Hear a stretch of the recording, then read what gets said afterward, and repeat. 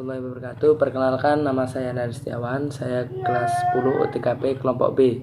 Di sini saya akan menjelaskan tentang masa praaksara.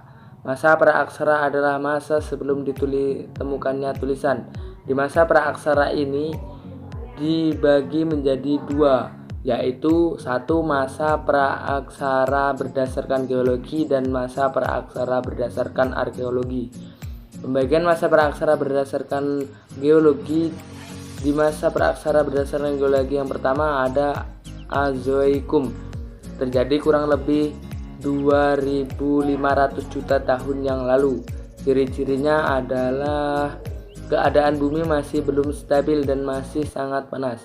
Pada zaman Azoikum belum ada tanda-tanda kehidupan selanjutnya. Dan yang kedua, zaman Paleozoikum, terjadi kira-kira kurang lebih 340 juta tahun yang lalu. Zaman ini mulai ada tanda-tanda kehidupan berupa mikroorganisme, hewan-hewan kecil tanpa tulang belakang, jenis ikan dan ganggang. Selanjutnya yang ketiga, zaman Mesozoikum, terjadi kurang lebih 140 juta tahun yang lalu. Pada masa ini muncul hewan-hewan besar seperti dinosaurus dan burung-burung besar dan jenis reptil besar lainnya. Zaman ini dikatakan zaman reptil. Yang keempat, zaman Neozoikum, terjadi kurang lebih 60 juta tahun yang lalu. Zaman ini dibagi menjadi dua, yaitu ada zaman tersier dan ada zaman kuarter. Zaman tersier ini sudah hidup binatang yang menyusui seperti kera. Sedangkan zaman kuarter ini ada dua macam, yaitu masa Pleistosen dan masa Holosen. Di masa Pleistosen dibagi menjadi tiga, yaitu Pleistosen atas, Pleistosen tengah, dan Pleistosen bawah. Pleistosen atas muncul manusia-manusia, tetapi manusia prasejarah. Ada Homo wajackensis dan Homo soleonsis. Dan di Pleistosen tengah ada Pithecanthropus erectus, yaitu manusia kera yang berbadan tegak. Dan yang terakhir ada Pleistosen bawah, yaitu ada Meganthropus paleojavanicus, Pithecanthropus mojoertensis, Pithecanthropus robustus. Sedangkan di masa Holosen ini mulai hidup jenis manusia yang cerdas atau Homo sapiens.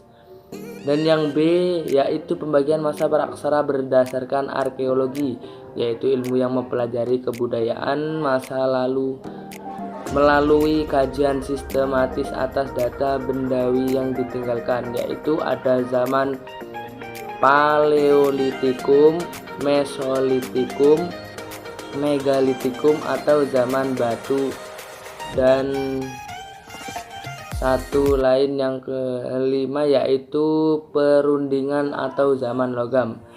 Dan kita bahas yang pertama, zaman Paleolitikum atau zaman batu tua. Hasil kebudayaan berupa alat bantu dari batu yang masih kasar, yaitu ada kapak genggam, kapak perimbas, dan kapak penetak. Dan ada serpis seperti alat tulang dan alat serpih untuk mencabik-cabik makanan. Dan cara hidupnya pada zaman ini berpindah-pindah serta berburu.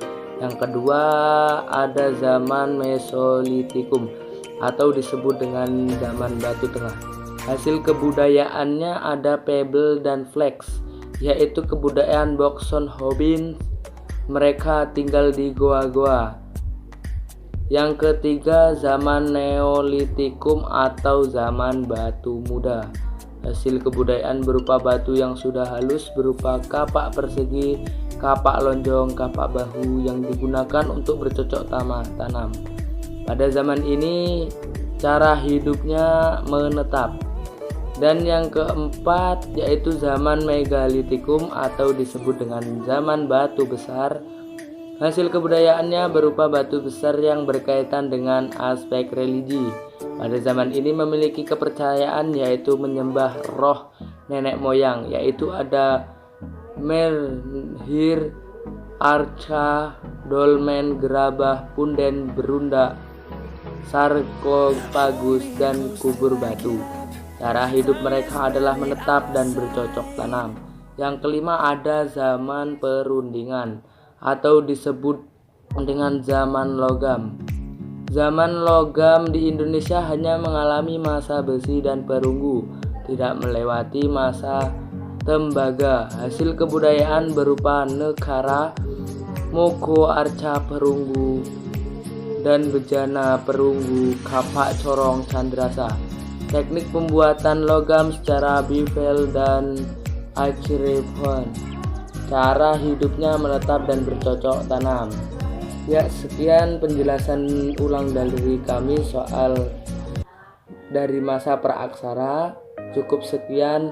Wassalamualaikum warahmatullahi wabarakatuh.